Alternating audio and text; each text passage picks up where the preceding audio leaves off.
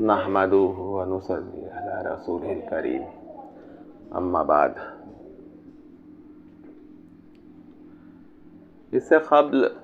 ایک ویڈیو بنایا جا چکا ہے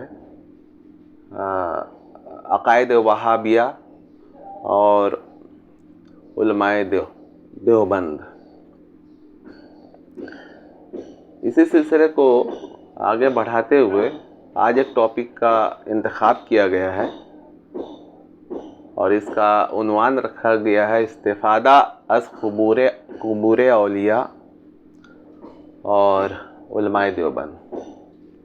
عام طور سے لوگوں میں یہ بات مشہور ہے کہ دیوبندی حضرات، پہلے تو یہ الزام ان پر عائد ہے کہ بھئی وہ وہابی ہیں، تو یہ الزام تو سرے سے ہی غلط ہے۔ آپ اس سے پہلے والا ویڈیو جو ہے دیکھیں اور خود فیصلہ کریں کہ وہابیت کا الزام جو دیوبندی حضرات پہ لگایا جاتا ہے، دیوبندی مکتب فقہ کے لوگوں پہ لگایا جاتا ہے، وہ کہاں تک صحیح ہے۔ اور اسی الزام کے تحت جو ہے اب ضمناً جو ہے یہ بات بھی کہی جاتی ہے کہ یہ اولیاء کرام کے منکر لوگ ہیں، اولیاء کرام کے مزارات پہ جانا جو ہے وہ صحیح نہیں سمجھتے، جائز نہیں کہتے، شرک و بدعت جو ہے اس کو کہتے ہیں دیوبند والے، خصوصاً جو ہے بریلوی حضرات کی جانب سے جو ہے یہ بات شد و مت کے ساتھ کہی جاتی ہے۔ تو یہ ضروری ہے، یہ ان دونوں طبقے کو ایک دوسرے کے قریب لانے کے لیے یہ ضروری ہے کہ کچھ باتوں کا تصفیہ ہو جائے اور ہم سمجھیں، دل تھوڑا بڑا کریں، تعصب سے اوپر اٹھ کر دیکھیں۔ وہ ایک لگی بندھی بات ہے اور اسی کو ہم آگے بڑھائے جا رہے ہیں اور سن کر کے، اور یہ چندہ خور مولوی اسٹیج پہ چڑھ کے عوام کے درمیان جو خلفشار پیدا کر رہے ہیں اور اہل سنت والجماعت کا دو بڑا طبقے کو کبھی ملنے نہیں دے رہے ہیں، جبکہ یہ دونوں اہل سنت والجماعت ہے۔ بعض فروعی مسائل میں اختلاف ہیں اور جن مسائل کے مطلب عقائد کے تعلق سے جن مسائل پہ ان میں ہے، وہ چند لفظوں کا کھیل ہے کہ وہ حضور بشر ہیں، کہ وہ نور ہیں۔ یہ سب مسائل جو ہیں یہ صرف لفظوں کا معاملہ ہے، دونوں کے عقائد ایک ہی طرح کے ہیں۔ اگر یہ بات جو ہے جو لوگ مطالعہ کرتے ہیں، گہرا علم رکھتے ہیں، یہ بات بہت آسانی سے سمجھ سکتے ہیں کہ یہ بات جو میں کہہ رہا ہوں یہی بات درست ہے کہ حضور نور بھی ہیں، حضور بشر بھی ہیں۔ یہ کوئی جھگڑے کی بات نہیں ہے، لیکن اس چیز کو جو ہے وہ چندہ خور مولوی جو ہے ان کو کیش کرتے ہیں، عوام میں ان کو جوش دلا کے تفریق کا باعث بنتے ہیں اور دشمنان اسلام کو جو ہے اس کا فائدہ پہنچاتے ہیں۔ تو آئیے ہم دیکھیں کہ قبروں سے جہاں تک استعانت اور ان کے فیوز حاصل کرنے کا سوال ہے، تو دیوبند کے حضرات، دیوبند کے علماء اس بارے میں کیا رائے رکھتے ہیں۔ مولانا اشرف علی تھانوی رحمۃ اللہ علیہ، مولانا رشید احمد گنگوئی رحمۃ اللہ علیہ، یہ حضرات، مولانا قاسم نانوتوی، یہ حضرات دیوبند کے اصل بانیان میں ہیں، اور تو ان کی جو باتیں ہوں گی وہ بات ہی دراصل جو ہے وہ دیوبند کا ترجمان ہوگا، اور ہم کو وہ سمجھنا ہے اور دیکھنا بھی ہے۔ ان کی کتابیں پڑھیے، مولانا اشرف تھانوی کا اشرف السوانح پڑھیے، ملفوظات پڑھیے، تو آپ کو پتہ چلے گا کہ وہ جو ہیں مزارات پہ جانے کے تعلق سے اس کی زیارت اور کیسے اس سے فیوز اور برکات حاصل کرنا ہے، یہ سب کا تذکرہ موجود ہے۔ رہ گیا عوام جو صوفیہ ہیں، جو سلوک کی راہ پہ چل رہے ہیں، جو سالکین ہیں، ان کے لیے تو بالکل کوئی اختلاف نہیں ہے۔ عوام کے بارے میں احتیاطاً جو ہے یہ حضرات ان میں کچھ شرائط عائد کرتے ہیں زیارت کے لیے، کہ وہ زیارت تو کریں لیکن شرطوں کے ساتھ، اور اس کی وجہ یہ کہ عوام کو کچھ معلوم نہیں ہوتا، وہ صاحب اختیار سمجھ لیتے ہیں صاحب مزار کو، اور اس سے جو ہے وہ شرک کے قریب پہنچ جاتے ہیں۔ حالانکہ میری اپنی یہ رائے ہے کہ یہ امت جو ہے شرک سے مامون ہے، محفوظ ہے۔ ان کو جو ہے کم علمی کی بنا پر آپ ان پر جو ہے بدعت و خرافات کا الزام تو کہہ سکتے کہ یہ مبتلا ہیں بدعت و خرافات میں اور ان کو علم نہیں ہے، لیکن یہ عوام اور یہ مسلمان جو ہے عقیدے میں ان کا بگاڑ نہیں ہے۔ کوئی بھی مسلمان آپ کو ایسا نہیں ملے گا جو یہ کہے کہ بھائی ہم فلاں صاحب مزار کی عبادت کرتے ہیں یا ان کے لیے نماز پڑھتے ہیں، نہیں، شرک فی العبادت مسلمانوں میں نہیں ملے گا آپ کو۔ تو لیکن اس معاملے میں کچھ ہیں، خوارج کا کچھ طبقہ ہے جو کچھ زیادہ بڑھ جاتے ہیں اور عوام کو بالکل جو ہے وہ مشرک اور کیا بنا دیتے ہیں، تو اس میں بھی احتیاط کرنے کی ضرورت ہے۔ تو آئیے دیکھیں کہ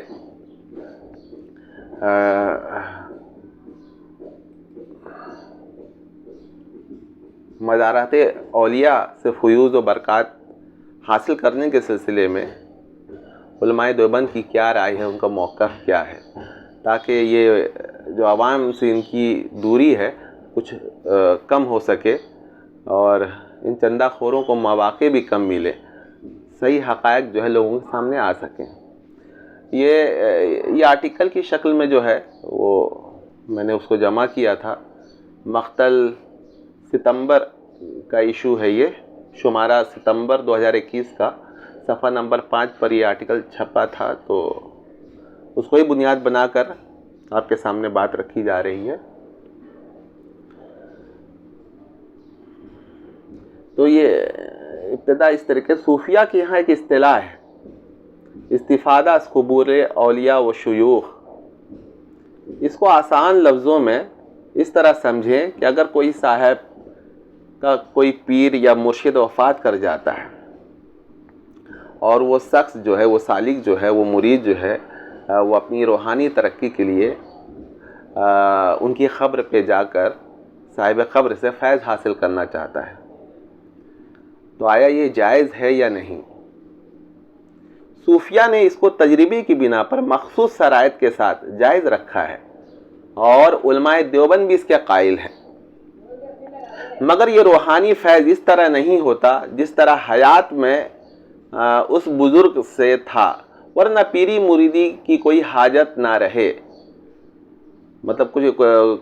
کچھ لوگ یہ نہ سمجھ لیں کہ بھائی اب یہ تو صاحب قبر جو ہے یہ بہت پہنچے ہوئے بزرگ تھے، تو بس انہی سے جو ہے مرید ہو جائے اور ہماری روحانی تک انہی سے واپس ہو جائے۔ ایسا نہیں ہو سکتا، آپ کو زندہ شیخ پکڑنے کی ضرورت ہے، ان سے فیض حاصل ہوگا، یہ اور بات ہے۔ چنانچہ حضرت مولانا اشرف علی تھانوی رحمۃ اللہ علیہ فرماتے ہیں، یہ خیال نہ کرے کہ قبر سے فیض لینا کافی ہے، دوسرے شیخ کی کیا ضرورت ہے، کیونکہ قبر سے فیض تعلیم نہیں ہو سکتا، البتہ صاحب نسبت کو احوال کی ترقی ہوتی ہے، تو یہ شخص تو ابھی محتاج تعلیم ہے، ورنہ کسی کو بھی بیعت کی ضرورت نہ ہوتی، لاکھوں قبریں کاملین بلکہ انبیاء کی موجود ہیں۔ تعلیم الدین صفحہ نمبر 97۔ یعنی چند شرائط کے ساتھ روحانی ترقیوں کے لیے اس قسم کا فیض لے سکتا ہے، لیکن یہی سب کچھ نہیں ہے، بلکہ زندہ شیخ کی صحبت بھی ضروری ہے۔ اور یہ طریقہ کار نہ صرف علماء دیوبند میں ہے بلکہ سادات حنفیہ کی یہاں رائج ہے۔ چنانچہ خاندان شاہ ولی اللہ کے فرزند ارجمند حضرت شاہ بہت مشہور شخصیت ہے، حضرت شاہ عبدالعزیز محدث دہلوی رحمۃ اللہ علیہ،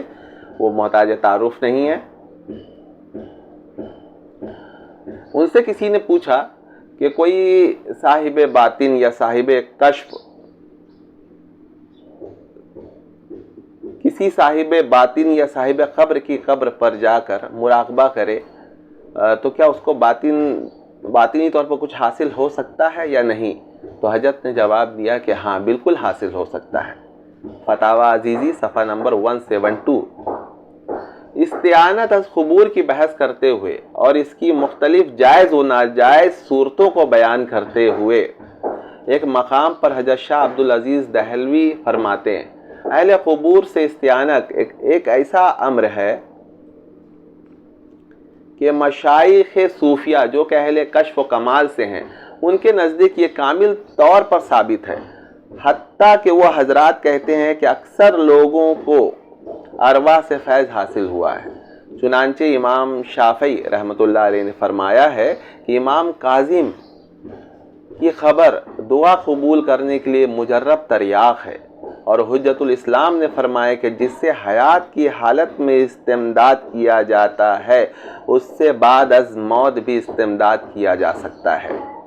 یہ اہل سنت والجماعت کا عقیدہ ہے، چونکہ یہ دونوں طبقہ دیوبند اور بریلی اہل سنت والجماعت ہی کے یہ دو طبقے۔ یہ اور بات ہے کہ وہ بریلی حضرات سے انکار کرتے ہیں، لیکن حقیقت یہ کہ اہل سنت والجماعت ہی کے عقائد ان دونوں میں ہیں۔ تو یہی عقیدہ ہے جو شاہ صاحب نے جو فرمایا ہے، جو امام غزالی نے فرمایا ہے، جو امام شافعی نے فرمایا ہے۔ امام ذہبی نے فرمایا کہ جب زائر قبر کے پاس جاتا ہے تو اس کو ایک خاص تعلق صاحب قبر سے ہو جاتا ہے۔ ان دونوں تعلق کے ساتھ ان دونوں نفوس کے درمیان تقابل معنوی حاصل ہوتا ہے۔ اب اگر صاحب قبر زیادہ قوی ہوں تو زائر مستفید ہوتا ہے، اور اگر اس کے بالعکس ہو تو استفادہ بھی برعکس ہوگا۔ مطلب جو ہے اگر جو گیا ہے، جو شخص گیا ہے زیارت کرنے کے لیے، اگر وہ پہنچا ہوا وہ بڑا ولی ہے،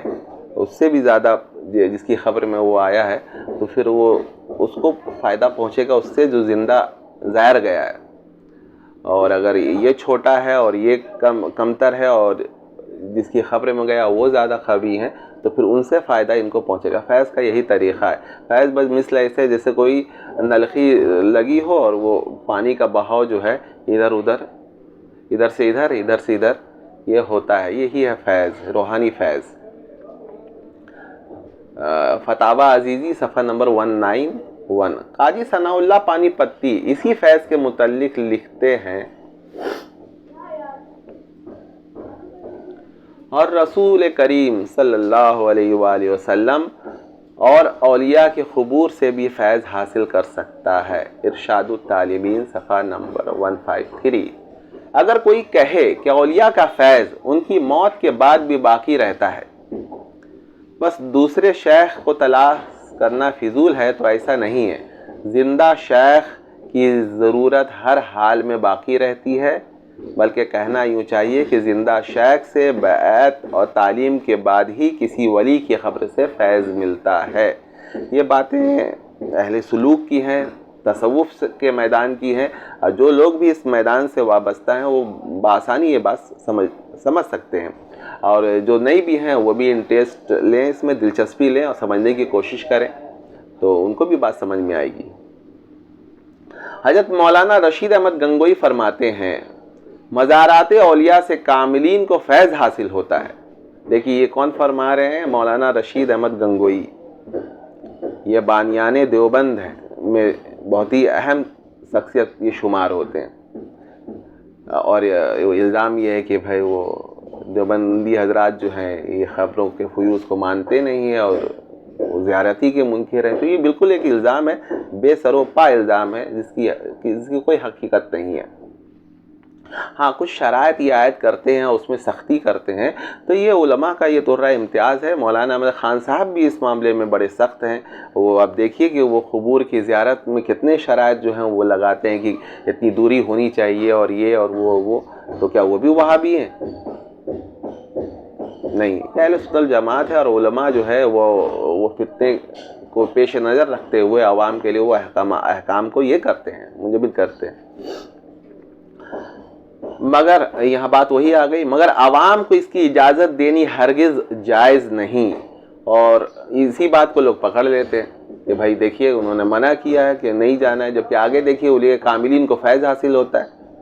لیکن یہ جو لوگ یہ والے جملے کو لے لیں گے، اور وہ اس سے آگے والا جو جملہ ہے کہ بھائی خبر سے کاملین کو فیض پہنچتا، یہ نہیں لیں گے، تو یہ کیا ہے بھائی؟ یہ صحیح نہیں ہے۔ مگر عوام کو اس کی اجازت دینی ہرگز جائز نہیں، اور اس کا سبب بھی انہوں نے بیان کر دیا ہے کہ کیوں جائز نہیں ہے، اور تحصیل فیض کا طریقہ کوئی خاص نہیں۔ جب جانے والا اہل ہوتا ہے تو اس طرف سے حسب استعداد فیضان ہوتا ہے، مگر عوام میں ان امور کا بیان کرنا کفر و شرک کا دروازہ کھولنا ہے۔ چونکہ عوام کو پتہ ہی نہیں ہے کہ وہ وہاں سے فیض کیسے حاصل کرنا ہے، اور وہ جو صاحب خبر ہے اس کو ہم کیا سمجھ کر کے فیض حاصل کر رہے ہیں؟ کیا ان کو خدا سمجھ رہے ہیں یا خدا کا کوئی یہ سمجھ رہے ہیں؟ ایسا نہیں، کاملین اور علماء وہ اچھی طرح جانتے ہیں کہ صاحب خبر کی حیثیت ایک بندے کی ہے، لیکن یہ طریق ہے، یہ طریقہ روحانی ترقی کے لیے جو ہے یہ ایک طریقہ ہے کہ وہ ہوتا ہے، وہ ان سے فائدہ پہنچتا ہے، لیکن عوام چونکہ یہ ڈیفرنس وہ کر نہیں پائیں گے، وہ فرق نہیں کر پائیں گے اس کے کہ یہ کیا ان دونوں کے بیچ میں یہ فرق ہے، کہ وہ تو بیٹھ رہے ہیں اور وہ سمجھ رہے ہیں، لیکن عوام کے لیے اس لیے دیکھیے مولانا قاسم نانوتوی رحمۃ اللہ علیہ جب وہ قبروں کی زیارت کے لیے جایا کرتے تھے مزارات اولیاء پر، تو اگر عوام کی بھیڑ ہوتی تھی ہے نا تو وہ صرف فاتحہ پڑھتے تھے اور واپس لوٹ آتے تھے، لیکن جب عوام وہاں پہ نہیں ہوتی تھی اور آپ تنہا ہوتے تھے تو آپ بالکل جو ہے وہ صاحب قبر سے باتیں کرتے تھے۔ آپ اٹھا کے دیکھیے حضرت مولانا سید مناظر احسن گیلانی کی کتاب سوانح قاسمی جلد اولی میں یہ بات لکھی ہوئی ہے۔ تو یہ احتیاط کیوں کرتے تھے؟ خود تو جو ہے وہ صاحب قبر سے بات کر رہے ہیں اور ان سے جو اگر اپنی کوئی پریشانی تو وہ بھی بیان کر رہے ہیں، لیکن عوام کے سامنے نہیں کر رہے، چونکہ عوام کو پتہ ہی نہیں کہ وہ کیا سمجھ رہے ہیں اور کہ کس حیثیت سے ان سے بات چیت ہو رہی ہے۔ عوام تو سمجھے گی کہ بھائی ان سے تو انہی سے مانگنا چاہیے سب کچھ، اور پھر وہ بہت شرک کے وہ بہت قریب پہنچ جائیں گے، اور میں بگاڑ کا جو ہے وہ اندیشہ، اس لیے علماء جو ہیں ان کو منع کرتے ہیں کہ وہ زیادہ جو ہے بس وہ اس لیے شرائط ان میں سبھی نے عائد کیا، بریلی حضرات کے علماء بھی وہ شرائط لگائے ہیں کہ فاتحہ پڑھیں اور پڑھ کے وہ آ جائیں، اور یہ سب گہرائی میں نہ جائیں جب تک کہ اگر کوئی کامل شیخ کامل مکمل ان کو نہ مل گیا ہو، ان کی زیر سرپرستی نہ ہو، تو پھر یہ اس طریقے کا فیض پہ بیٹھنا، مراقبے میں بیٹھنا اور وہ کرنا اور دعائیں بیٹھ کر کے کرنا، وہ سب جو ہے وہ پھر وہ ایک دوسرا دروازہ کھول دیتا ہے۔ واضح ہو کہ فیض رسانی کا یہ ہرگز مطلب نہیں کہ اولیاء مختار کل ہیں۔ دیکھیے بات یہی ہے، یہ بات کو سمجھنا پڑے گا کہ یہ مختار کل نہیں ہے کہ وہ مجھے فیض پہنچا رہے ہیں، بلکہ بات صرف اتنی سی ہے کہ اہل طریقت کو مزارات اولیاء سے ایک خاص قسم کا روحانی فیض ملتا ہے اور باطنی ترقی ہوتی ہے۔ چونکہ اہل طریقت اس معاملے میں آزاد نہیں ہوتے، بلکہ راہ سلوک طے کرنے میں وہ کسی شیخ کا دامن بھی تھامے ہوتے ہیں، اس لیے انہیں یہ بھی پتہ ہوتا ہے کہ اولیاء کی خبر سے فیض کا کیا طریقہ ہے اور وہاں کس طرح نیت کر کے بیٹھنا چاہیے، لیکن عوام ان شرائط کا لحاظ نہیں رکھ پائیں گے۔ ایک طے ہے کہ عوام کو کیا پتہ، چونکہ ان کا کوئی زندہ شیخ نہیں ہوتا، اس لیے ان کا شیخ شیطان بن جاتا ہے اور پھر ان مزارات پر ان سے شرک کراتا ہے۔ یہی سب اسباب ہیں جن کی وجہ سے مولانا شرم گنگوئی نے اور دیگر علماء دیوبند نے عوام کے لیے کچھ شرائط لگائیں، اور جانے سے بعض لوگوں نے جو منع کیا ہے تو یہ ہے وہ پوائنٹس، وہ نکات، اس کو لگا کر آپ بولیں کہ بھائی ان شرائط کے ساتھ اگر آپ سمجھ رہے ہیں تو پھر ٹھیک ہے، لیکن نہیں وہ تو ان کو وہابی بنانا ہے تو پھر وہ سیدھا کہہ دیتے کہ نہیں یہ تو مجاز پہ کہ منکر ہیں جانا ہے، جبکہ خود مولانا اشرف تھانوی رحمۃ اللہ علیہ وہ جب وہاں گئے تھے حاجی امداد اللہ مہاجر مکی رحمۃ اللہ علیہ سے تعلیم لینے کے لیے، تو وہ جنت المعلا جنت البقیع کی خبروں پہ جا کر تو یہ ہوتے تھے، دیکھ لیجئے اجمیر شریف جایا کرتے تھے مولانا اشرف تھانوی رحمۃ اللہ، کتاب تو پڑھیے تو معلوم ہو۔ مزارات سے فیض کا معاملہ بڑا نازک ہے، یہی وجہ ہے کہ اس کی اجازت صرف اہل طریقت کو دی گئی ہے، چنانچہ حضرت گنگوئی نے اس بات کی تشریح بھی کر دی کہ عوام کے سامنے یہ امور بیان کرنا کفر و شرک کا دروازہ کھولنا ہے۔ بالکل عوام میں ہر بات نہیں کھولی جا سکتی ہے، جیسے وحدت الوجود کا مسئلہ، یہ اگر عوام میں یہ بات کھول دی جائے اور یہ مسئلہ چھیڑ دیا جائے تو عوام کا کیا بنے گا اور ان کے عقائد کیا ہوں گے؟ کچھ باتیں ایسی ہوتی ہیں جو مخصوص اور اخلا دانشمند طبقے میں وہ بات کہی جائے کیونکہ ان میں وہ سمجھ ہوتی ہے اور وہ بات سمجھ لیتے ہیں۔ اسی طریقے سے یہ والی بات ہے کہ استفادہ جو ہے خبروں سے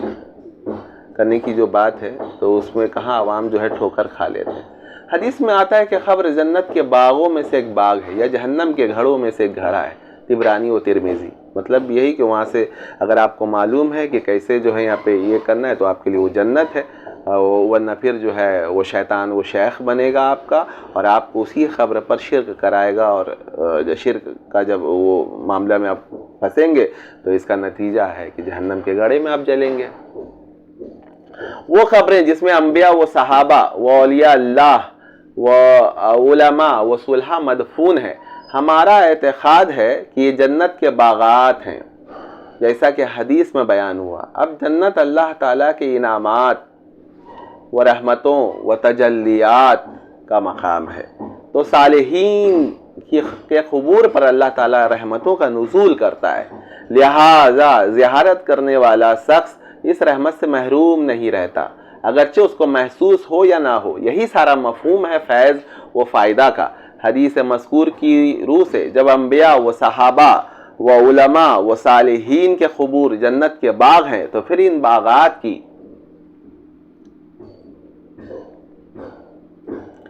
باغات کی زیارت و نفع کا کون انکار کر سکتا ہے؟ باقی قبور کا طواف اور سجدے کرنا، وہاں چراغ جلانا، قبر پر اذان دینا، عرس میلے قوالی، بوس کنار اور نہ جانے کیا کیا چیز عوام پہ، یہ تو ان سے حاجات طلب کرنا، ان کو جو ہے صاحب تصرف با اختیار سمجھنا، یہ سب کیا ہے؟ یہ سب بدعات و خرافات ہے اور عوام اس میں مبتلا ہے، تو جس کی وجہ سے جو ہے عوام کو جو ہے وہ منع کیا جاتا ہے کہ وہ جو ہے ان سب زیارت کو تو جائیں لیکن وہ جان لیں، اور عوام پر یہ ذمہ داری عائد ہے کہ بھائی ان پہ یہ کریں۔ علماء دیوبند کا یہ شیوا رہا ہے۔ یہ بعض لوگ ہیں جو علماء دیوبند کہلاتے ضرور ہیں لیکن ان کو عقائد دیوبند کا پتہ نہیں ہے، نا وہ اکابر دیوبند کے عقائد سے واقف ہے، بس وہ دیوبند مدرسہ سے پڑھ کے باہر آ گئے، اور ان کی ساری سوچ جو ہے کہیں نہ کہیں یہ ہے کہ وہ وہابی سوچ لیے ہوئے ہیں، اور عوام کو ویسے ہی وہ کرتے ہیں، اور عوام گمراہ ہوتی ہے، اور پھر واپس جو ہے عوام کو کہتے کہ دیکھیے یہ تو ایسے ہیں، جبکہ وہ نہیں۔ ہم کو دیکھنا ہے کہ اکابر دیوبند جو ہیں اس تعلق سے ان کا کیا موقف ہے، اور اس کو گہرائی سے پڑھا جائے اور صاحب علم سے پڑھا جائے، ان سے سمجھا جائے، کیونکہ یہ علمی بات ہے۔ صحیح بخاری میں امام بخاری نے ایک باب قائم کیا ہے۔ اس باب کے تحت امام بخاری نے حضرت عمر رضی اللہ عنہ کی وہ حدیث نقل کی ہے جس میں انہوں نے حضرت عبداللہ بن عمر رضی اللہ عنہ کے واسطہ سے حضرت عائشہ سے حجرۃ النبوہ میں دفن ہونے کی اجازت مانگی، تو انہوں نے کہا تھا کہ یہ جگہ میں نے اپنے لیے پسند کی تھی لیکن میں آج یہ جگہ ان کو دیتی ہوں۔ حافظ ابن حجر اس حدیث کی شرح میں لکھتے ہیں کہ یعنی اس حدیث میں ثبوت ہے اس بات کا کہ صالحین کے ساتھ قبور میں پڑوسی ہونے کا حرص کرنا چاہیے، اس امید و نیت سے کہ صالحین پر نازل ہونے والی رحمت اس کو بھی پہنچے گی، اور نیک صالح لوگ جب ان کی زیارت کریں گے اور دعا کریں گے تو اس کو بھی حصہ ملے گا۔ اب دیکھیے آگے، حضرت مولانا رشید احمد گنگوئی رحمۃ اللہ علیہ جو کہ بہت بڑے مفتی بھی تھے، ان سے کسی نے سوال پوچھا کہ مردوں سے باطریق دعا مدد چاہنا جائز ہے یا نہیں؟ جواب: مدد چاہنا 3 قسم کا ہے۔ یہ دیکھیے اس کو بہت سمجھنے کی ضرورت ہے، لوگ سمجھتے نہیں ہیں اور کہہ دیتے کہ بھائی علماء دیوبند تو وہابی ہیں، ایسا نہیں ہے۔ دیکھیے بہت غور کریں گے، 3 طرح مدد چاہنا 3 قسم کا ہے۔ ایک یہ کہ اہل قبور سے مدد چاہے، اسی کو سب فقہاء نے ناجائز لکھا ہے، بہت غور سے سمجھیے۔ نمبر 2، دوسری یہ کہ کہے اے فلاں خدا تعالیٰ سے دعا کریے کہ فلاں کام میرا پورا ہو جائے۔ یہ مبنی ہے اس بات پر کہ مردے سنتے ہیں کہ نہیں۔ جو سماع موتیٰ کے قائل ہیں، یہ سماع موتیٰ بھی ایک الگ معاملہ ہے کہ جو مردوں کے سننے کے قائل ہیں، ابھی فی الحال یہی سمجھیے، جو سماع موتیٰ کے قائل ہیں ان کے نزدیک درست، دوسروں کے نزدیک ناجائز، جو سماع موتیٰ کے قائل نہیں ہے۔ اور یہ ایک اختلافی مسئلہ ہے، اور یہ شروع سے یہ مسئلہ رہا ہے اکابر کے درمیان یہاں تک کہ صحابہ کے درمیان بھی یہ مسئلہ اختلافی ہے۔ تو جو لوگ یہ سماع موتیٰ کے قائل ہیں ان کے لیے ایسا کہنا کہ آپ میرے لیے دعا کر دیجئے اور اللہ تعالیٰ یہ وسیلہ کے طور پہ بالکل جائز ہے، اور جو نہیں ہے تو ان کے لیے نہ کریں وہ۔ تیسرے یہ کہ دعا مانگے یا الہی باحرمت فلاں میرا کام پورا کر دے، یہ بالاتفاق جائز ہے، مطلب صاحب قبر کا وسیلہ لے کر۔ دیکھیے وسیلہ کے بالکل یہ قائل ہیں کہ بھائی صاحب قبر کے واسطے سے ان کے وسیلے سے میرا فلاں کام ہو جائے، یہ بالکل جائز ہے۔ دیکھیے فتاوی رشیدیہ صفحہ نمبر 57۔ حضرت گنگوئی رحمۃ اللہ علیہ کا یہ فتویٰ بالکل واضح ہے کہ مردوں سے مدد طلب کرنا تمام فقہا کے نزدیک ناجائز ہے۔ دیکھیے، اور یہی فیصلہ و فتویٰ تمام اکابر علماء دیوبند کا بھی ہے۔ لہٰذا جو لوگ فیض عن القبور کا مطلب استعانت، بہت غور سے سب لفظ سمجھیے، جو لوگ فیض عن القبور کا مطلب استعانت و استمداد وغیرہ بیان کرتے ہیں، وہ سب دجل و فریب ہے۔ ایسا نہیں ہے نہ قبروں سے فیض کا معاملہ، ان کو وسیلہ سمجھتے ہوئے وہاں جا کر اللہ سے دعا مانگنا، یہ اہل سنت کا شروع سے طریقہ رہا ہے۔ اور یہ استعانت اور یہ نہیں الگ اللہ تعالیٰ سے الگ ہٹ کر کوئی صاحب اختیار قوت والا شخص سمجھنا اور پھر ان سے جو اپنی حاجات عوام میں ہے یہ وہ دکھتا ہے، تو یہ تو بھائی وہ پھر شرک کا دروازہ کھلتا ہے نا اس سے۔ یہاں یہ بات حیرت سے خالی نہیں ہوگی۔ آپ آ جائیے، ابھی تک تو بات ہو رہی تھی علماء دیوبند کی، لیکن جو اہل حدیث کہلاتے ہیں ان میں بھی جو ہے وہابیت کا اثر زیادہ ہے، جبکہ ان کے اہل حدیث کے جو اکابر ہیں وہ بھی جو ہے خبروں کے فیوز کے معاملے میں وہ قائل ہے، وہ بھی قائل ہے۔ دیکھیے نواب صدیق حسن خان صاحب اہل حدیث کے بہت بڑے عالم ہیں، سب جانتے ہیں، ان کی کتاب ہے التاج المکمل، اور ان کے والد صاحب ایک بہت بڑے صوفی بزرگ ہیں، عجیب بات ہے۔ تو ان کے والد ہیں ابو احمد حسن بن علی حسینی بخاری خنوجی، ان کا تذکرہ انہوں نے لکھا ہے، اس میں وہ لکھتے ہیں آپ کی قبر شریف پر ہمیشہ نور رہتا ہے۔ دیکھیے یہ ایک اہل حدیث عالم کا بیان ہے کہ آپ کی قبر شریف پر ہمیشہ نور رہتا ہے۔ شاید یہ ان کے والد صاحب مولانا فضل رحمہ گنج مراد آبادی کے یہ مرید اور خلیفہ تھے، لیکن وہ ٹھیک ہے وہ اہل حدیث تھے تو اس میں کوئی بات نہیں، لیکن ان کا عقیدہ دیکھیں اہل سنتی والجماعت کا ہے، اور لوگ آپ کی قبر سے تبرک حاصل کرتے ہیں۔ التاج المکمل، قبر سے تبرک حاصل کرتے ہیں، صفحہ 543 مکتبہ دارالسلام۔ اسی طرح اہل حدیث کے ایک اور عالم ہیں علامہ وحید الزماں صاحب، وہ بھی لکھتے ہیں سلف و خلف سب صالحین کے آثار اور ان کی خبروں سے اور ان کے مقامات اور ان کے کنووں سے اور ان کے چشموں سے تبرک حاصل کرتے تھے۔ کسی بھی اہل حدیث سے پوچھیے کہ بھئی علامہ وحید الزماں صاحب وہ کون تھے، لیکن ان کے دیکھیے وہ کہہ رہے ہیں کہ یہ ہے کتابوں میں بالکل یہ درج ہے، تو انکار کیوں کرتے؟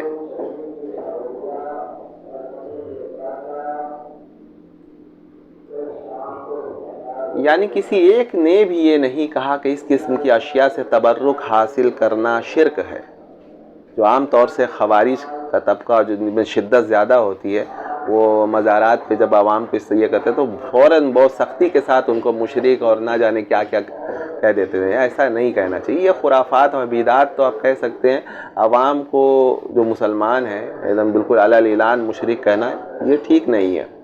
کیونکہ عوام جو ہے وہ جس طریقے سے وہ بات کہی جاتی ہے نا کہ منافق ایک عقیدے کا منافق ہوتا ہے اور ایک عملی، تو مسلمان عملی لحاظ سے تو ہے لیکن عقیدے کا منافق نہیں ہوتا ہے، اسی طریقے سے یہ شرک کا معاملہ ہے۔ شرکیہ اعمال میں وہ گرفتار ہے عوام، لیکن انہیں مشرک مت کہ وہ عقیدے میں مشرک نہیں ہو سکتے، اس بات کو بہت سمجھنے کی ضرورت ہے۔ آگے ایک اور لکھتے ہیں کہ آپ صلی اللہ علیہ وسلم کی خبریں وحید الزماں صاحب یہ دیوبندی نہیں ہے، یہ اہل حدیث ہیں، لیکن دیکھیے ان کا آپ کی خبر مبارک اور اس کے علاوہ مقامات متبرکہ میں دعا بہت جلد قبول ہوتی ہے۔ دراصل میرا یہ ہے کہ مقصد یہ ہے ان باتوں کا بیان کرنا ہے، تفریق ڈالنا مقصد نہیں ہے۔ یہ ہے کہ بھائی مسلمان جو باہم جو ہے ایک دوسرے کے دست و گریبان ہیں اور آپسی میں جو ہے وہ لڑ رہے ہیں، یہ ایک دوسرے قریب ہے۔ اس وقت کے جو حالات ہیں، اگر ہم اب بھی جو ہے متحد نہیں ہوئے تو کب ہوں گے؟ ہمارے انتشار کا فائدہ کس کو پہنچ رہا ہے؟ دشمنان اسلام کو پہنچ رہا ہے یا ہم اس سے مستفید ہو رہے ہیں؟ تو اس لیے یہ ضروری ہے کہ بھائی ان باتوں کو سامنے لایا جائے اور کوشش کیا کہ جو مشترک باتیں ہیں ان میں ہم یکجا ہو جائیں، تاکہ ایک دوسرے کے لیے جو نفرت دل میں رکھتے ہیں وہ کم ہو اور دوری کم ہو، خلیص کم ہو، اور ایک دوسرے کے ساتھ جو ہے ہم تبادلہ کریں، خیالات کا تبادلہ کریں، ایک دوسرے کی مدد کو آگے آئیں۔ جب تک ہم متحد نہیں ہوں گے تو ہم کیسے دشمنوں سے لڑیں گے؟ دیکھیے یہ علامہ وحید الزماں بھی یہی حوالہ لا رہے ہیں کہ امام شافعی فرماتے ہیں کہ حضرت موسیٰ کاظم، یہ اہل بیت میں بہت اونچا مقام ہے حضرت امام موسیٰ کاظم، ان کی خبر جو ہے تریاق مجرب ہے، جو ان کی خبر پر جا کر کے اللہ سے دعا مانگتا ہے وہ قبول ہی ہوتی ہے۔ ایک اہل حدیث یہ حوالہ پیش کرتا ہے، اور امام شافعی کے حوالے سے یہ پیش کرتے ہیں کہ مطلب امام شافعی فرماتے ہیں کہ جب مجھے کوئی حاجت پیش آتی ہے تو میں ابو حنیفہ کی قبر پہ جا کے 2 رکعت نماز پڑھتا ہوں اور اللہ سے دعا مانگتا ہوں اور اللہ میری دعا قبول کر لیتا ہے۔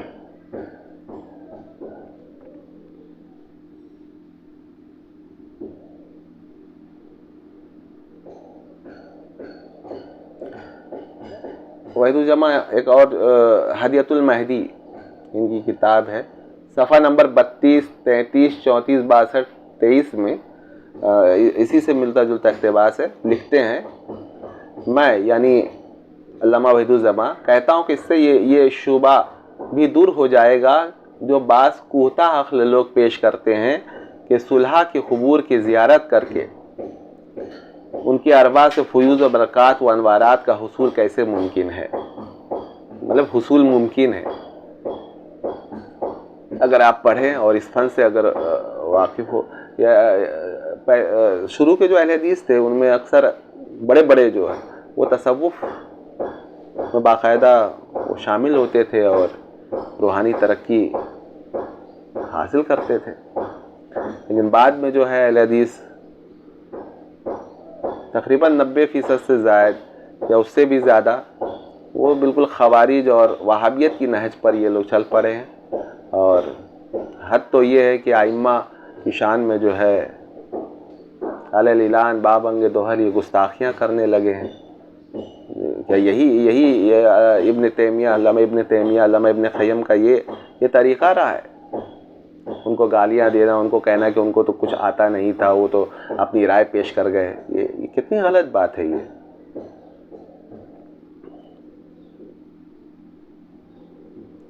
یہ چند حوالے تھے اس تعلق سے، استفادہ از قبور اولیاء و شیوخ۔ امید ہے کہ آپ حضرات جو ہیں اس پر مزید غور کریں گے، اور جو مقصد ہے اس ویڈیو کو بنانے کا کہ اس طرح کے مسائل میں ہم زیادہ گرفتار نہ ہوں اور ایک دوسرے کو کافر نہ کہیں۔ خاص طور سے یہ دیوبند اور بریلی دونوں بہت بڑا طبقہ ہے، یہ دونوں کے عقائد بالکل اہل سنت والجماعت کے عقائد ہیں۔ اللہ تعالیٰ سے دعا ہے کہ اللہ تعالیٰ ہم سب کو متحد کرے، آمین۔ وآخر دعوانا ان الحمد للہ رب العالمین۔